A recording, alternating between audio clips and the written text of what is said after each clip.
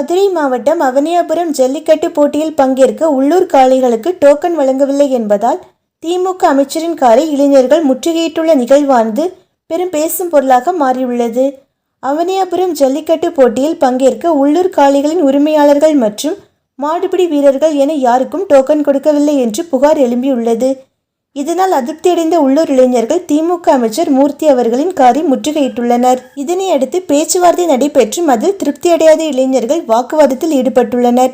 இந்நிகழ்வானது அப்பகுதியில் சற்று சலசலப்பை ஏற்படுத்தி இருந்தது. தொடர்ந்து திமுக அரசு மீது மக்கள் அதிருப்தியில் இருப்பதால் தங்கள் தேவைகளை கேட்பதற்கு கூட அவர்கள் திமுக அமைச்சர்களை முற்றுகையிட வேண்டிய அவல நிலையில் உள்ளனர் என்பதிலிருந்தே திமுக ஆட்சியில் மக்களின் நிலை மோசமாக உள்ளது என்பதை காட்டுகிறது என்று எதிர்க்கட்சியினர் விமர்சித்து வருகின்றனர். அதாவது ஐக்கிய முற்போக்கு கூட்டணி கட்சி விலங்குகளை காட்சி பொருளாக்குவதற்கு தடை விதித்த பட்டியலில் காளைகளையும் 2011ஆம் ஆண்டு சேர்த்திருந்தது.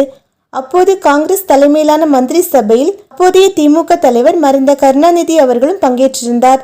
அற்ப பதவிக்காக செல்லப்பிராணியாக தமிழர்கள் வளர்க்கும் காளைகளை காட்சிப்படுத்தும் விலங்குகளில் சேர்த்த போது திமுக தலைவர் கருணாநிதி அமைதியாக இருந்திருந்தார். அதற்கு பலரும் எதிர்ப்புகள் தெரிவித்த நிலையில் மதிமுக பொதுச் செயலாளர் வைகோ அவர்கள் கடுமையான கண்டனங்களை அப்போதே தெரிவித்திருந்தார்.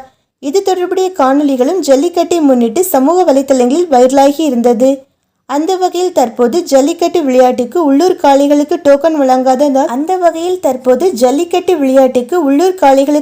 வழங்காததால் திமுக அமைச்சரை மக்கள் முற்றுகையிட்டுள்ள நிகழ்விலிருந்து திமுகவினர் ஜல்லிக்கட்டு விளையாட்டை எப்படி நடத்துகிறார்கள் என்பதை காண்பிக்கிறது என்று அரசியல் பார்வையாளர்கள் கூறியுள்ளனர்.